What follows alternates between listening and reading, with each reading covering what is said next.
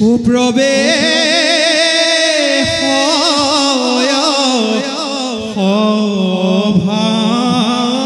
সভামাজে দেৱ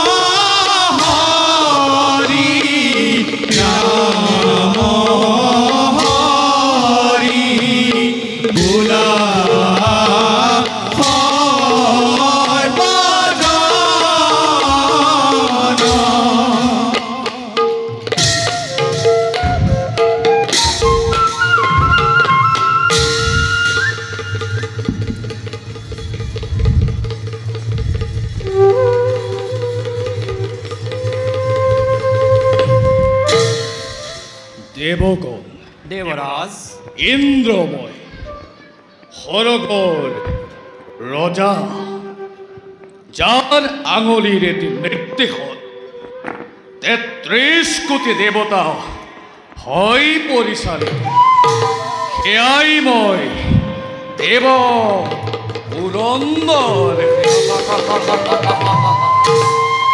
দেবগণ দেবরাজ প্রকৃতির সর্বরূপ সন্মিলিত করে বিধাতার অপূর্ব সৃষ্টি এই অমরাবতীপুর মোরেই সাম্রাজ্য মন প্রাণ জোর করা মনয়ার মাঝে মাঝে ভাহিয়া হে উকিলর মাঠ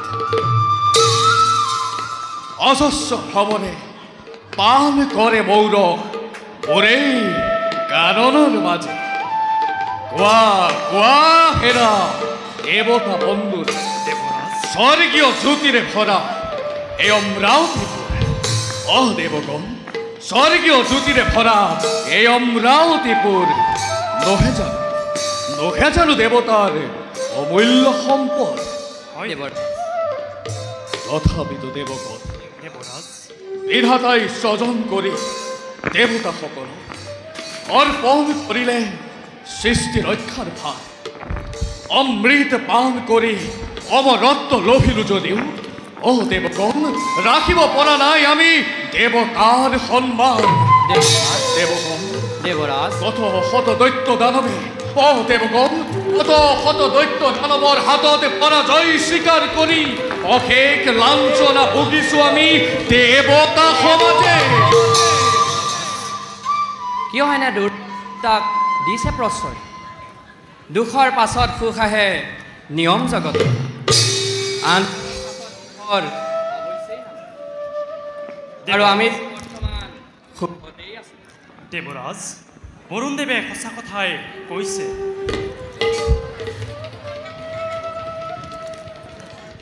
ৰুদ্ৰৰ নন্দন কাৰ্তিক মই দেৱ সেনাপতি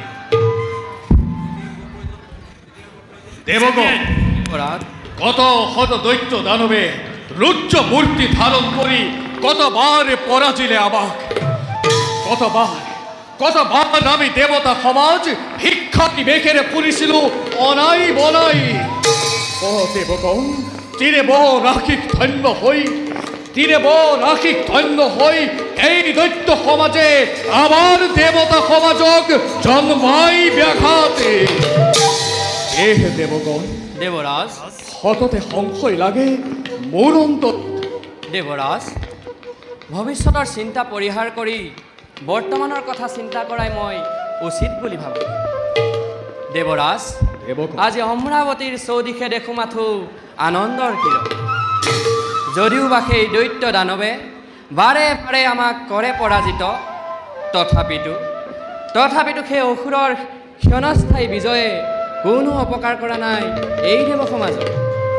গতিকে দেৱৰাজ, দেবগণ, মিছাতেই অস্থিৰ নহ'ব আপুনি। দেবগণ, দেৱৰাজ, তোমালোকৰ প্ৰবোধ বাণীত অতিকে আনন্দিত মই। তথাপিতো নাজানো দেবগণ, কিয় আজি মন মোৰ নহয় উজ্জ্বল। দেৱৰাজ, দেৱৰাজ, এতিয়াও সংশয় ভাৱ আছে যদি আপোনাৰ মনত,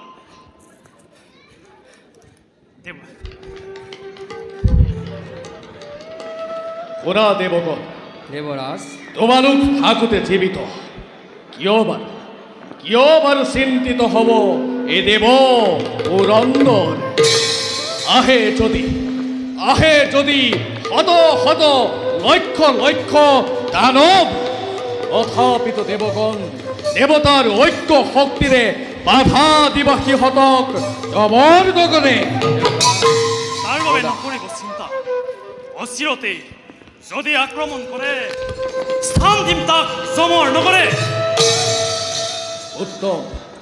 উত্তম দেৱগণ, ব'লা এতিয়া সকলোতে নিজ নিজ স্থানে অনুগমন। ভাল দেৱৰাজ।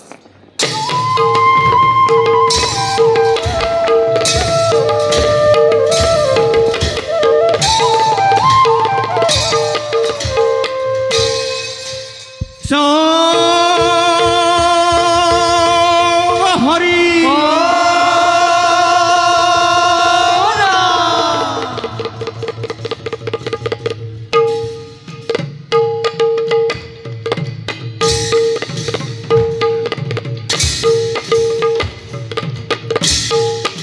ও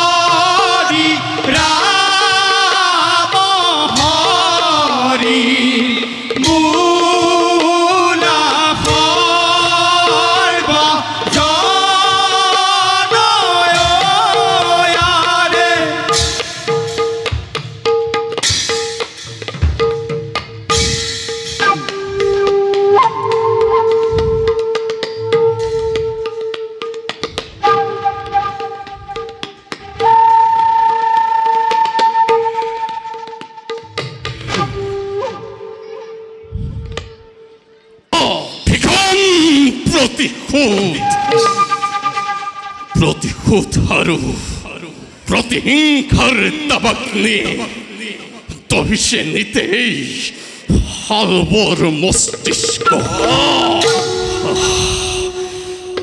মনত পৰিলে সেই ৰুক্মিণীৰ স্বয়ম্বৰত পোৱা দাৰুণ অপমানৰ নিতৰণ দৃশ্য শৰীৰত সৃষ্টি হয় তীব্ৰ উন্মাদনাৰ আৰু তাৰ লেলিহান শিকাই সাক্ষাৎ কৰিব খোজে অষ্ট ব্ৰহ্মাণ্ড সেনাপতি দুমন্ত অপমান ভীষণ অপমান পালো সিদিনা সেই কৃষ্ণৰ বাবে প্ৰবল প্ৰতাপী দৈত্যৰাজী হালবৰ সন্মুখতে কৃষ্ণ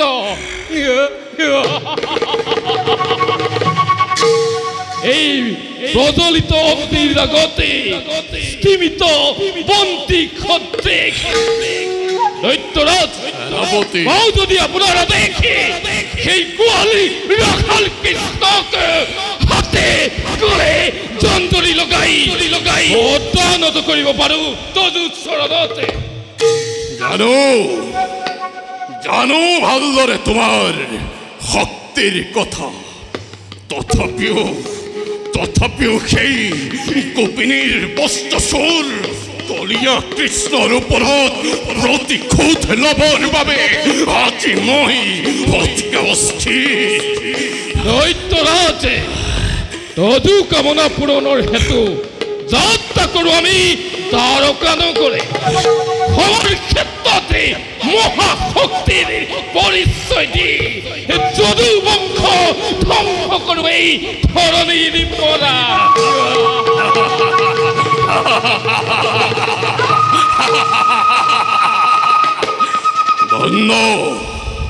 ধন্য সেনাপতি উপযুক্ত সেনাপতি তুমি এই হালবনীপতি কিন্তু কি দৈত্যৰাজ কিন্তু অতিকে মায়াবী অতিকে চতুৰ সেই গোৱাল কৃষ্ণ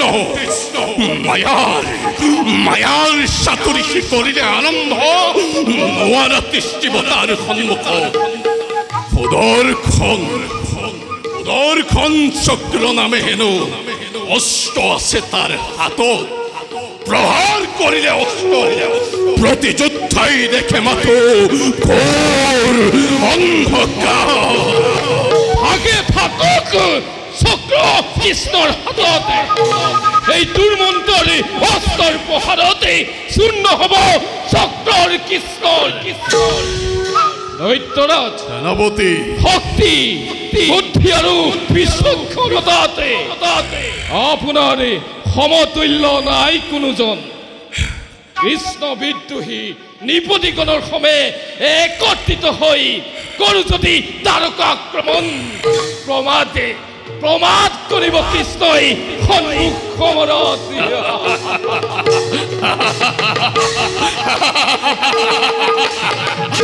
তোমাৰ কথা মই অস্বীকাৰ নকৰো সেনাপতি সেই গোৱাল কৃষ্ণই ত্ৰস্তমান হৈ জৰাসন্ধৰ ভয়ত আশ্ৰয় লৈছিল সাগৰৰ অতল গহ্বৰত আৰু কিন্তু সেনাপতি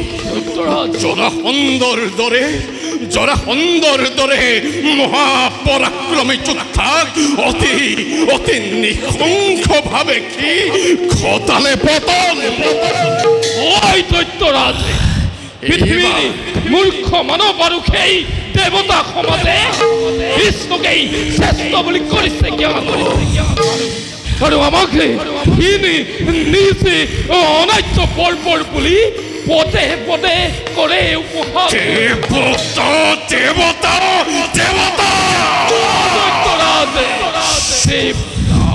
চুৰ কৰি অমৃত পান কৰি অমৰত্ব লভিলি সহজে এইবাৰ খেলা কৰে খালবৰ খমে আৰু কৃষ্ণ কৃষ্ণ কৰো বুলি ভবা এই মানৱ সমাজক দেখুৱাম নহয়তো ভগৱান নহয়তো সৃষ্টিৰ পালক মাতুল হত্যাকাৰী এক বেবিচাৰী মায়াবী মানৱ সেনাপতি যাও বলা সেই কৃষ্ণৰ তেজেৰে উত্তপ্ত পৰাণ মোৰ গৰু শীতল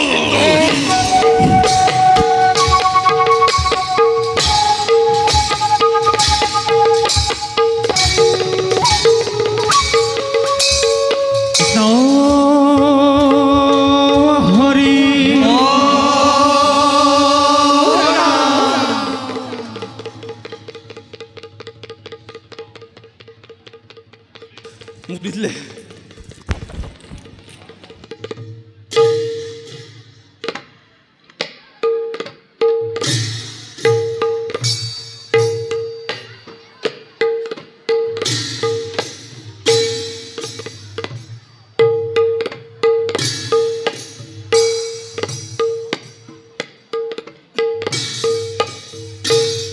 উব্ৰবে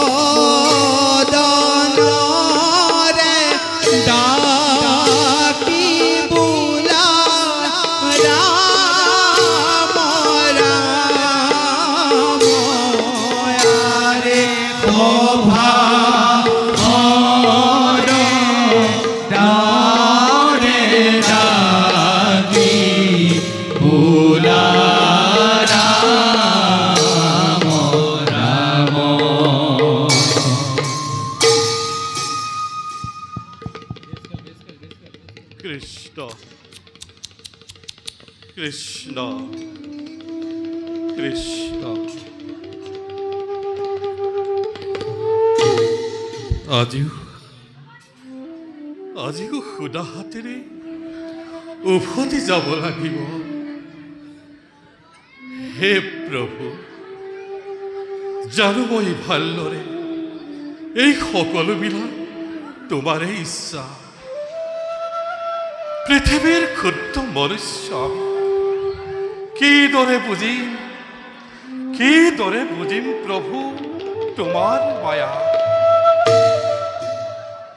হে প্ৰভু ধন সোণ ঐশ্বৰ্য বিভূতি মোক একোৱেই নালাগে লাগে মাথো তোমাৰ নাম প্ৰভু লাগে মাথো তোমাৰ নাম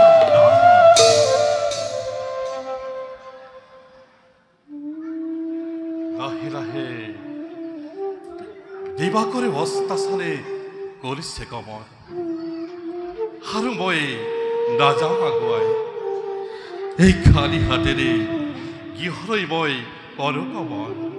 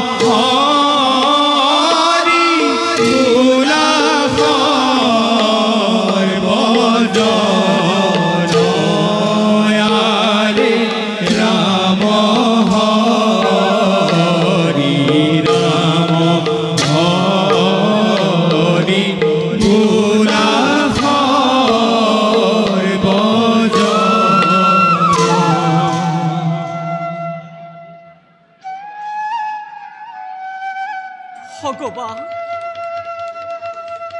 হে প্ৰভু দয়াৰ আগত হে হতভাগিনীৰ প্ৰণিপাত তুমি কৰা গ্ৰহণ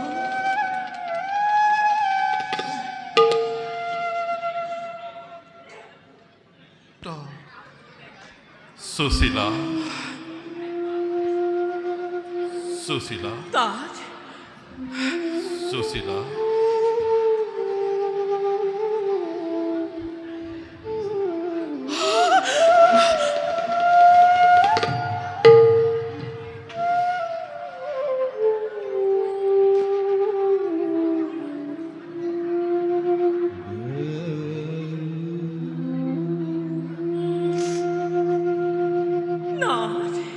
সুশীলা আমাৰ জীৱনলৈ সুখ নাহিব নেকি সুশীলা হেমুঠি অন্ন আৰু এখনি পত্ৰৰ কাৰণে আমি দিনে ৰাতিয়ে কৰোঁ হাহাকাৰ সুশীলা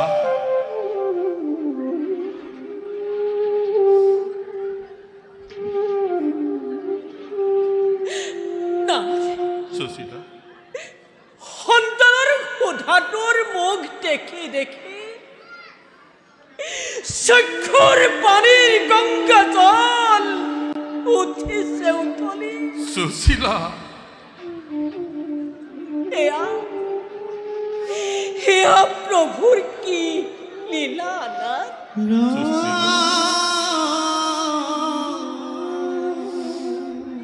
সুশীলা, আমি কি এনে মহাপাপ কৰিছিলো? সুশীলা, যাৰ বাবে আজি ইমান কষ্ট পাইছো।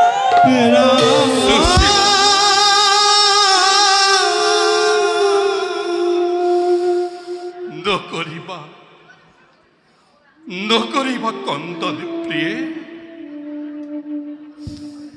দেখো যদি অশ্রুধারা তোমার চক্ষু বিগলিত হই পড়ে মন। সুশীলা, এই সকলোবোৰ প্ৰভুৰ মায়া, প্ৰভুৰ ইচ্ছা অনুসৰি সকলো হয়। তুমি বেজাৰে নকৰিবা প্ৰিয়ে, তুমি বেজাৰে নকৰিবা। প্ৰতিদিনে অনাহাৰে থাকিব লাগে, প্ৰতিদিনে দুখন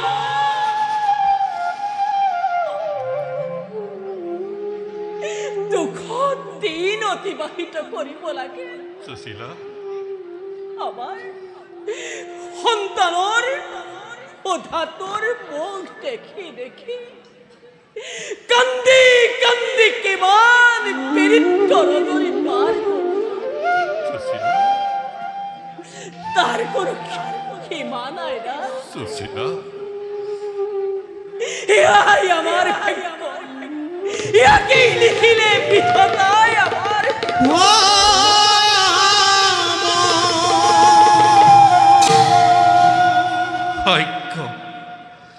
ভাগ্যৰ সতে কোনেও যুঁজ কৰিব নোৱাৰে প্ৰিয়ে। আমাক এই জনম প্ৰভুৱেই দিছে। প্ৰভুৱে আমাক যি পৰিস্থিতিত জীয়াই ৰাখিছে, সেই পৰিস্থিতিতেই আমি আনন্দ মনেৰে জীয়াই থাকিব লাগিব।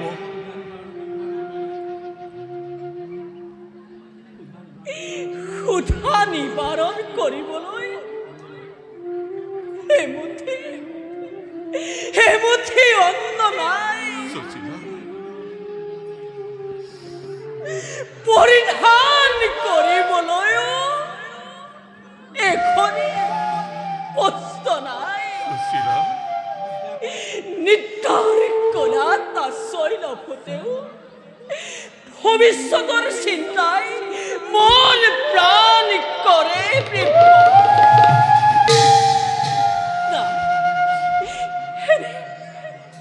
এনে পৰিস্থিতিত আজি কোন ঘতে মই মনৰ আনন্দৰে থাকিব পাৰো না? সকলো বিধিৰ লিখন, পূৰ্ব জন্মৰ কৰ্মফলে ভুঞ্জিছো আমি এই জনমত। তুমি বেজাৰে নকৰিবা। পূৰ্বজন্মৰ কৰ্মফল আজি আমাৰ সন্তানে কিয় ভোগ কৰিব লগা হৈছে?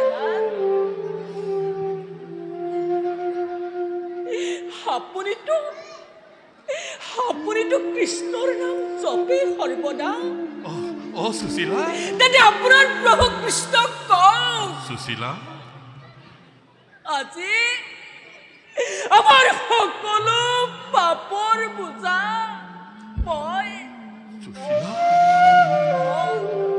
মই ক্ষীৰপাতি ল'বলৈ প্ৰস্তুত। সুশীলা, কিন্তু দাস, সুশীলা, আমাৰ অকণমান দোষ তেওঁ নিবাৰণ কৰক। সত্য কথা প্ৰিয়ে। জগত প্ৰতি কৃষ্ণ মোৰ বাল্য বন্ধু, পৰম মিত্ৰ। শান্তিপুৰী গুৰুৰ গৃহত একেলগে শিক্ষা লাভ কৰিছিলো আমি। কিন্তু প্ৰিয়ে কিন্তু কি ৰাধে স্বাৰ্থৰ বশীভূত হৈ কৃষ্ণৰ পৰা দান ভিক্ষা মই নোৱাৰো কৰিব কাৰণ মই তেওঁৰ ভক্ত দান ভিক্ষা কৰি ভক্তৰ নামত মই কলংক নাৰাখো কদাপি পৰম প্ৰভু কৃষ্ণৰ কৃপা লাভ কৰি যদি আমাৰ জীবনৰ অকণমান শান্তি হয় আমাৰ জীবনৰ যদি অকণমান উন্নতি হয় সুশীলা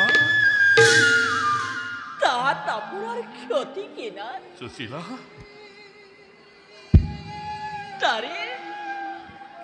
নাৰীৰ হৃদয়ৰ ব্যথা আপুনি কি বুজিব না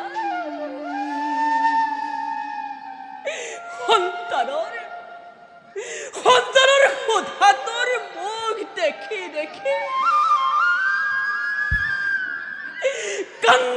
কান্দি কিমান বিদিত ৰজনী পাৰ কৰিছো এই কথা উপলব্ধি কৰিবলৈ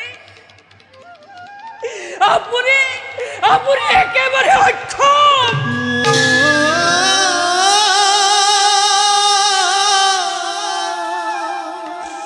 নোৱাৰো না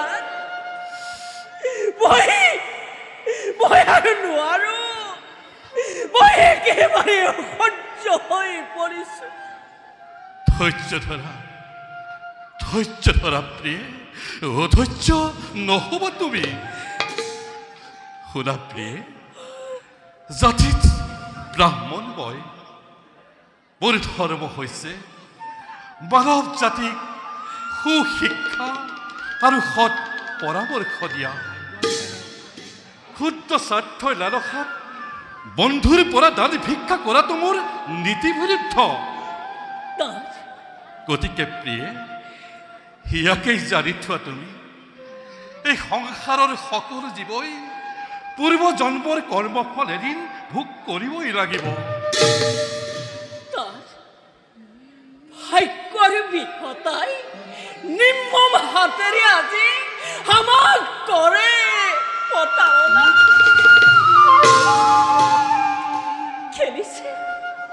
খেলিছে নিষ্ঠুৰ খেল আমাৰ সঙ্গে ভাগ্যৰ পৰীক্ষাত কাৰ যে কি দশা হয় তাৰ কোনো নিশ্চয়তা নাই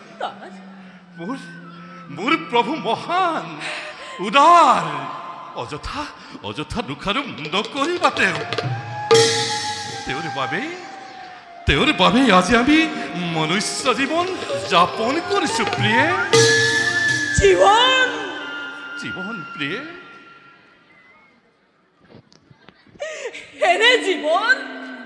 এনে জীৱন মই কাহানিও আৰু কেতিয়াও আশা কৰা নাছিলো না প্ৰিয়ে আমাৰ আৰাধ্য দেৱতা সুবিমল আকাশৰ দৰে বিশাল বৃক্ষৰ দৰে মহৎ আৰু সৰল প্ৰিয়ে ভাগ্যদেৱী আমাৰ প্ৰতি সন্তুষ্ট নহয় যদি ভাগ্যতে অন্ন নাথাকে তেন্তে কি কৰিব পাৰো আমি মাটিৰ মানৱে চোৱাচোন প্ৰিয়ে আমি অতি ভাগ্যৱান কোটি কোটি মানৱৰ মাজৰ পৰা প্ৰভুৱে আমাক পৰীক্ষাৰ কাৰণে কৰিছে বাছনি গতিকে প্ৰিয়ে আমাৰ পবিত্ৰ কৰ্তব্য হ'ল শুদ্ধ মনে শুদ্ধ চিতে প্ৰভু নাৰায়ণৰ নাম আৰাধনা কৰা অলপমান সুখ আৰু অলপমান শান্তিৰ আশা কৰি সুখৰ মৰীচিকা খেদি ক্লান্ত আজি অৱসল সুশীলা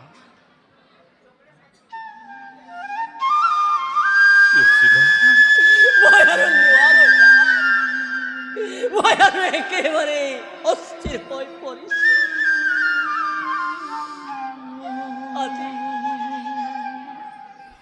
আজি সন্তানৰ মুখত দেবতে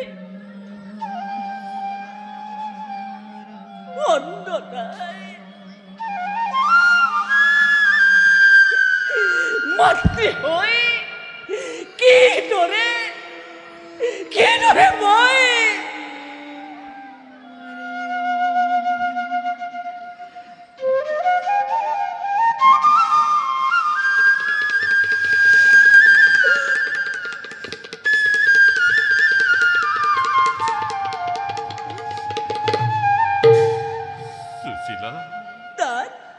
সুশীলা পলক তাত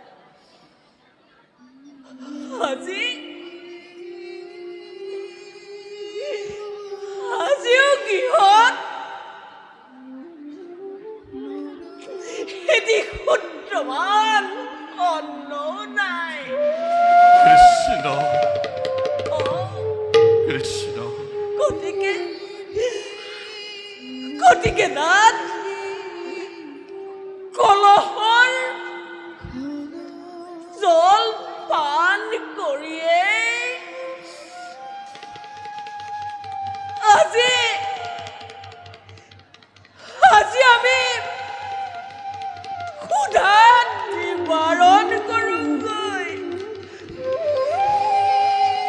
দেখা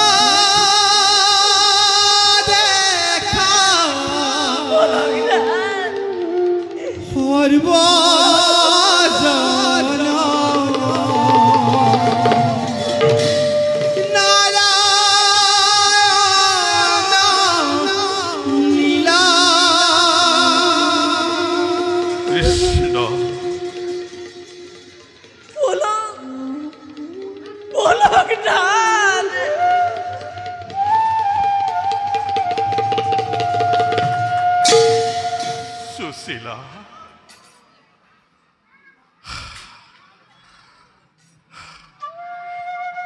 হে মোৰ আৰাধ্য দেৱতা প্ৰাণৰ গৰাকী নিতে সহিছো মই পত্নীৰ কান্দোন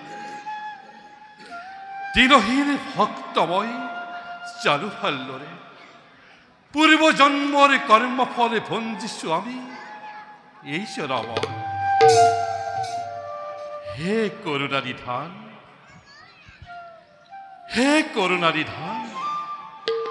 ধন সোণ ঐশ্বৰ্য বিভূতি মোক একোৱেই নালাগে লাগে মাথো প্ৰভু তোমাৰ ৰাতুল চৰণ নাৰায়ণ মাথো প্ৰভু লীলা